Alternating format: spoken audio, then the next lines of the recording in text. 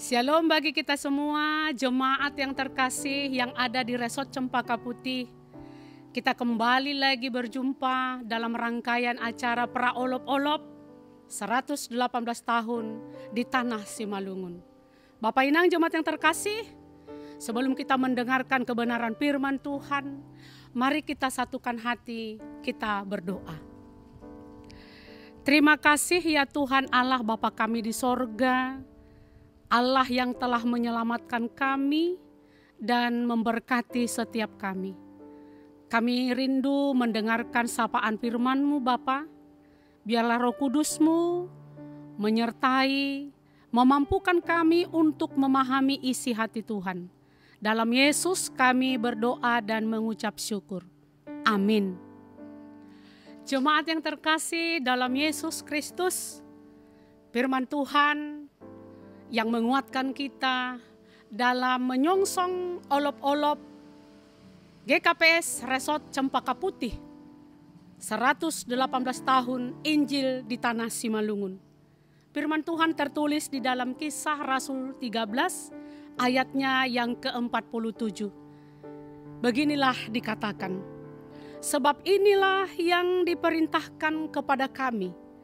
Aku telah menentukan engkau menjadi terang bagi bangsa-bangsa yang tidak mengenal Allah, supaya engkau membawa keselamatan sampai ke ujung bumi.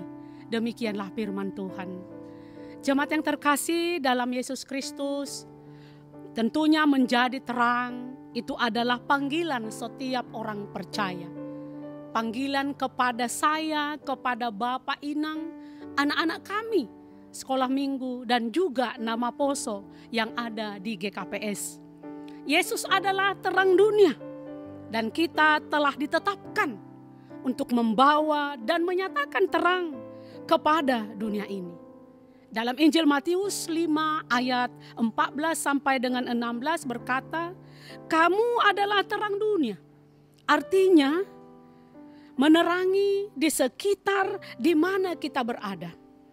Terang kita tidak dirancang untuk disembunyikan Bapak Inang, tetapi untuk diperlihatkan kepada banyak orang, dan itu boleh mempengaruhi kehidupan mereka.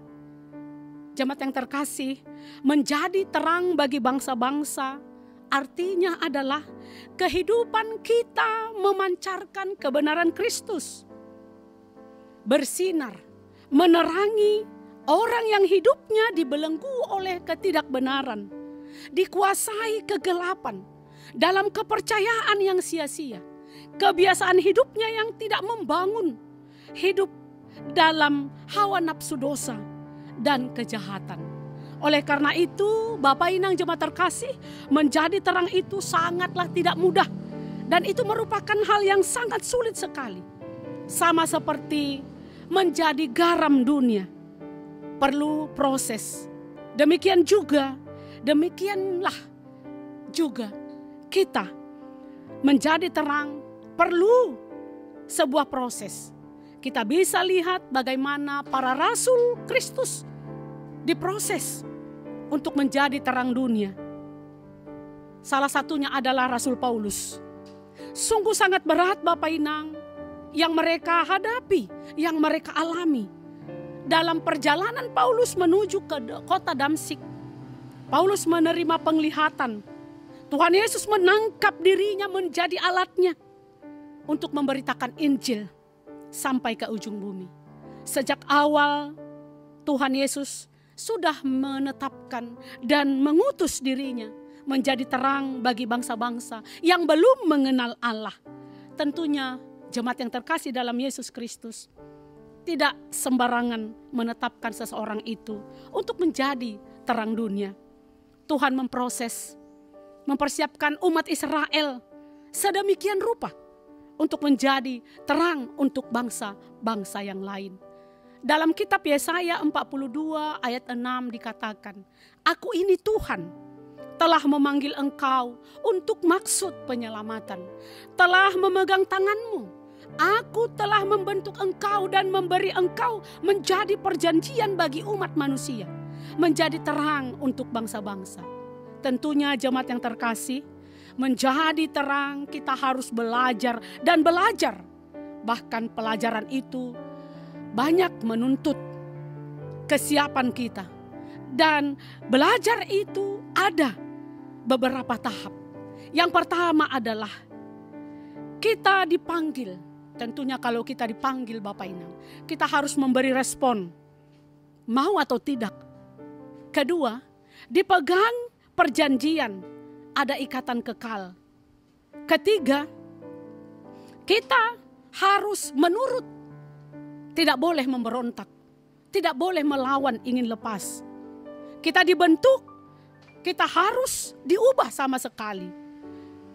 Selanjutnya Bapak Inang, kita juga harus menjadi terang dan terus bersinar di dalam kehidupan kita. Dan hidup kita harus membawa jiwa kepada Tuhan.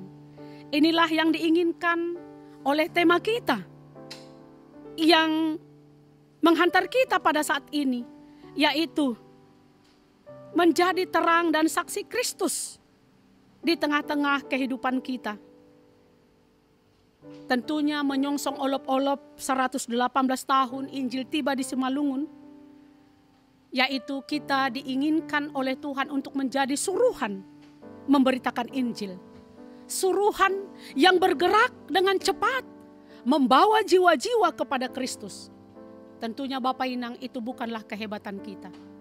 Bukanlah karena kita memiliki sesuatu hal, tetapi karena kita ditetapkan oleh Tuhan. Apabila kita tidak bersedia pun, Tuhan punya banyak cara memakai orang untuk datang kepada Yesus, untuk percaya kepada Yesus. Tuhan bisa menggerakkan hati seseorang tanpa perantaraan manusia sekalipun. Dalam Lukas 19 ayat 40 dikatakan, jawabnya, aku berkata kepadamu, jika mereka ini diam, maka batu ini akan berteriak. Marilah kita menjadi terang di mana saja Bapak Inang, kapan saja. Percayalah, Tuhan akan menyertai kita. Sebagaimana Rasul Paulus diberkati, disertai di dalam pelayanannya. Mari siapkan hati untuk diproses, untuk membawa jiwa-jiwa kepada Kristus, agar mereka menjadi percaya dan mengenal Yesus. Dan inilah makna daripada momen olop-olop yang akan kita laksanakan pada 5 September yang akan datang. Kita harus menjadi suruhan Kristus Bapak Inang, kemana saja. Mari kita mau mendengarkan suara Tuhan. Mari kita juga mau menjadi saksi Kristus, supaya dunia mengenal Yesus, supaya dunia percaya kepada Yesus.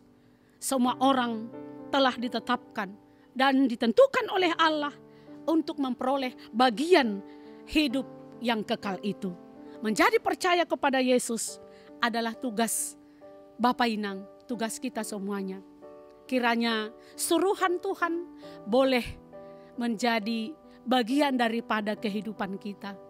Selamat menyaksikan berkat-berkat Tuhan dan mengalami berkat-berkat Tuhan di momen-momen olop-olop GKPS 118 tahun yang juga sudah kita nikmati. Amin. Mari kita berdoa. Terima kasih Tuhan, firman-Mu telah kami dengarkan dalam suasana sukacita menjelang olop-olop 118 tahun di Resort Cempaka Putih.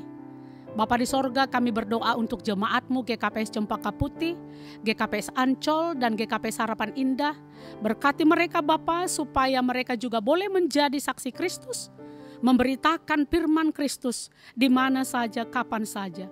Terpujilah nama-Mu ya Allah Bapa di sorga, di dalam Yesus Kristus, Tuhan dan Juru Selamat kami yang hidup. Amin.